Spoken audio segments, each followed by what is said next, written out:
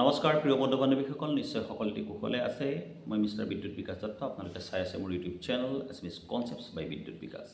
আপোনালোকে নিশ্চয় গম পাইছে ছালমান খানক হত্যাৰ ভাবুকি দিয়া হৈছে আৰু হত্যাৰ ভাবুকি দিছে লৰেন্স বিষ্ণয় নামৰ বিষ্ণয় সমাজৰ এজন লোকে। প্ৰথম কথা, এতিয়া আহোঁ লৰেন্স বিষ্ণয় কোন। লৰেন্স বিষ্ণয় হ'ল এজন স্নাতক ডিগ্ৰীধাৰী যুৱক। তেওঁ হ'ল আইনৰ এজন স্নাতক আৰু 2010 চনৰ পৰা 2012 চনৰ ভিতৰত তেওঁ এটা গেং গঠন কৰে। তেওঁ বিশ্ববিদ্যালয়ত পঢ়ি থকাৰ সময়ত বা তেওঁ আইনৰ শিক্ষা গ্ৰহণ কৰি থকাৰ সময়ত এটা গেং গঠন কৰে, যি গেঙে হত্যা, লুটপাট ইত্যাদি কামৰ লগত নিজকে জড়িত ৰাখি পেলাই কুখ্যাত কৰি তোলে।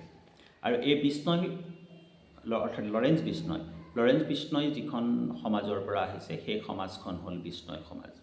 মূলতঃ ৰাজস্থানত সৃষ্টি হোৱা এই সমাজখনৰ এক অংশ লৰেন্স বিষ্ণয়হঁতৰ পৰিয়ালটিও, আৰু তেওঁৰ জন্ম হৈছিল পাঞ্জাৱৰ এখন ভিতৰুৱা গাঁৱত। লৰেন্স বিষ্ণয়ে পঢ়াৰ সময়ত যিটো গেং গঠন কৰিছিল, সেই গেংটোৱে বিভিন্ন সময়ত ইমানেই সমাজ বিৰোধী কাম কাজ কৰিছিল যে পৰৱৰ্তী সময়ত হত্যা ইত্যাদিৰ গোচৰত তেওঁক লৰেন্স বিষ্ণয়ক জেলত ৰখা হৈছে আৰু বৰ্তমানো তেওঁ জেলত নিজৰ সময় কটাই আছে। এতিয়া লৰেন্স বিষ্ণয় যিখন সমাজৰ পৰা আহিছে, অৰ্থাৎ বিষ্ণয় সমাজৰ 2-4টা কথা মই ক'বলৈ বিচাৰিছোঁ। বিষ্ণয় সমাজখন হ'ল এনেকুৱা এক সমাজ, যিখন সমাজ ভগৱান বিষ্ণুৰ বিশ্বাসৰ ওপৰত প্ৰতিষ্ঠিত এখন সমাজ, যাৰ কাৰণে তেওঁলোকৰ সমাজখনক বিষ্ণয় সমাজ বুলি কয়। আন এটা কাহিনী মতে তেওঁলোকৰ গুৰু মহাৰাজ জাম্বাজীয়ে 1485 খ্ৰীষ্টাব্দত তেওঁ বিষ্ণয় সমাজৰ ধ্যান ধাৰণাক আগবঢ়াই নিছিল। তেওঁ প্ৰকৃতিৰ জৰিয়তে ধৰ্ম পালনৰ বাবে 29টা নীতি নিয়ম দিছিলে। 29 মানে হ'ল 20 আৰু 9ৰ যোগফল, 20 আৰু 9। সেইকাৰণে তেওঁলোকৰ সমাজখনক বিষ্ণয় সমাজ বুলি জনা যায় বুলি এটা প্ৰবাদ চলি আছে। বিষ্ণয়সকলে প্ৰকৃতিক খুব ভাল পায়। তেওঁলোকে গছ বন কাটিলে খুব মনত দুখ পায় আৰু তেওঁলোকে জীৱ জন্তুবিলাকক খুব মৰম কৰে। আনকি তেওঁলোকে বুকুৰ গাখীৰ খুৱায়ো জীৱ জন্তুক জীয়াই ৰখাৰ উদাহৰণ পোৱা যায়। তেওঁলোকৰ সমাজত ঘটা এটা বিশেষ ঘটনাই বিষ্ণয়সকলক সমগ্ৰ বিশ্বতে বিখ্যাত কৰি তুলিছে। সেই ঘটনাটো হ'ল 1730 চনৰ ঘটনা। 1730 চনত যোধপুৰৰ ৰজাই এটা ডাঙৰকৈ ৰাজমহল বনাব বিচাৰিলে, যাৰ কাৰণে উত্তম কাঠৰ প্ৰয়োজন হ'ল। গতিকে ৰজাই কাঠ কটা মানুহ পঠালে খেজাৰলি নামৰ এখন গাঁৱলৈ, আৰু খেজাৰলি গাঁওখন আছিল বিষ্ণয় সম্প্ৰদায়ৰ লোকেৰে ভৰা এখন গাঁও।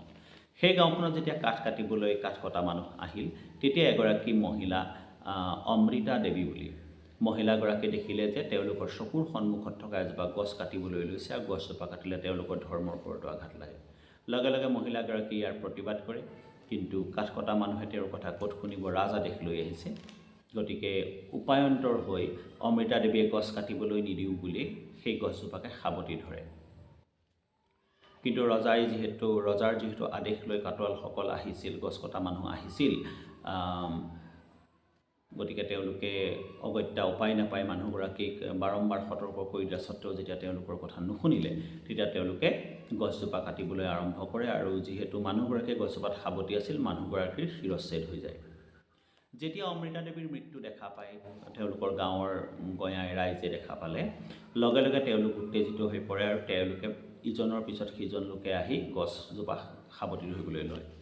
আৰু তেনেকৈ গছ কাটিবলৈ চেষ্টা কৰোঁতে মানুহৰ মূৰ কাটি সম্পূৰ্ণ 363 জন ব্যক্তি 363 জন ব্যক্তিৰ শিৰচ্ছেদ হয়। আৰু ইতিমধ্যে এই খবৰ ৰজাই লাভ কৰে। ৰজা নিজেই তালৈ আহে আৰু দুখ প্ৰকাশ কৰি সেই সমগ্ৰ অঞ্চলটোকে, অৰ্থাৎ খেজাৰলি গাঁৱৰ যিটো অঞ্চলটোকে বিষ্ণয় সম্প্ৰদায়ৰ প্ৰকৃতিৰ এক সংৰক্ষণস্থলী হিচাপে ৰজাই ঘোষণা কৰে, যাতে ভৱিষ্যতে ইয়াত কোনেও আৰু কাঠ বাঁহ কাটিব নোৱাৰে। এতিয়া সেই অঞ্চলৰ পৰা অহা লৰেন্স বিষ্ণয় হ'ল এজন এনেকুৱা যুৱক যি প্ৰকৃতিক পূজা কৰে। প্ৰকৃতি পূজাৰ প্ৰতি তেওঁৰ খুব ইচ্ছা আছে, তেওঁ সেই কথাখিনি মানি চলিব বিচাৰে, কিন্তু তেওঁ নৰহত্যা কৰিবলৈ ভয় নকৰে। গতিকে যদিও প্ৰকৃতিৰ কাৰণে লৰেন্স বিষ্ণয়ে সদায় চেষ্টা কৰি আছে, প্ৰকৃতিক ৰক্ষাৰ কাৰণে সদায় তেওঁ কাম কৰি আছে, বা তেওঁৰ ধাৰণাটো সেই প্ৰকৃতি ৰক্ষাৰ ওপৰত প্ৰতিষ্ঠিত এটা ধাৰণা, কিন্তু আমি তেওঁক কেতিয়াও সমৰ্থন কৰিব নোৱাৰোঁ। কাৰণ প্ৰকৃতি হত্যা, নৰহত্যা এইটো এটা আনটোৰ পৰিপূৰক বুলি আমি বিবেচনা কৰিম। এতিয়া কথা হ'ল, ছালমান খানৰ সৈতে লৰেন্স বিষ্ণয়ৰ কি শত্ৰুতা আছে? আজি বহুদিনৰ আগৰ কথা, ছালমান খানে এবাৰ ইচ্ছাকৃতভাৱে এটা হৰিণা পহু মাৰিছিল বুলি বাতৰিত ওলাইছিল, যাৰ বিনিময়ত বহুদিন ধৰি কোৰ্টত কেছ চলিছিল আৰু কোৰ্টে ইতিমধ্যে ছালমান খানক নিৰ্দোষী বুলি মুক্তি দিছে। কিন্তু বিষ্ণই সমাজে বা লৰেন্স বিষ্ণয়ে এই কথা মানি ল'বলৈ টান পাইছে। তেওঁলোকে হৰিণা পহু খুবেই ভাল পায়। হৰিণা পহুক আনকি যদি হৰিণা পহুৰ যদি কেনেবাকৈ পোৱালিটোৰ মাক মৰে, বিষ্ণই সমাজৰ মহিলাসকলে নিজৰ বুকুৰ গাখীৰ খুৱাই সেই হৰিণা পহুটোক পালন পোষণ কৰি ডাঙৰ কৰে। গতিকে এই ক্ষেত্ৰত লৰেন্স বিষ্ণয়ে ছালমান খানক টাৰ্গেট কৰি লৈছে যে যিহেতু আইনৰ হাতৰ পৰা ছালমান খান বাচি গৈছে, কিন্তু লৰেন্স বিষ্ণৰ হাতৰ পৰা বাচি যাব নোৱাৰিব।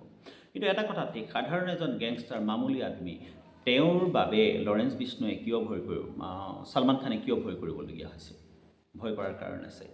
লৰেন্স বিষ্ণয়ে নিজে স্বীকাৰ কৰা অনুসৰি বা সন্দেহ কৰা অনুসৰি পুলিচে সিদ্ধু মুছেৱালা নামৰ বিখ্যাত যুৱকজনক ষ্টাণ্ট ইত্যাদি কৰিছিলে, তেওঁ খুব সুন্দৰ সুঠাম শৰীৰৰ অধিকাৰী আছিলে, সেই ব্যক্তিজনক হত্যা কৰা ব্লু প্ৰিণ্ট যি ৰচনা কৰিছিলে তাত লৰেন্স বিষ্ণয়ৰ নাম সাঙুৰ খাই আছে।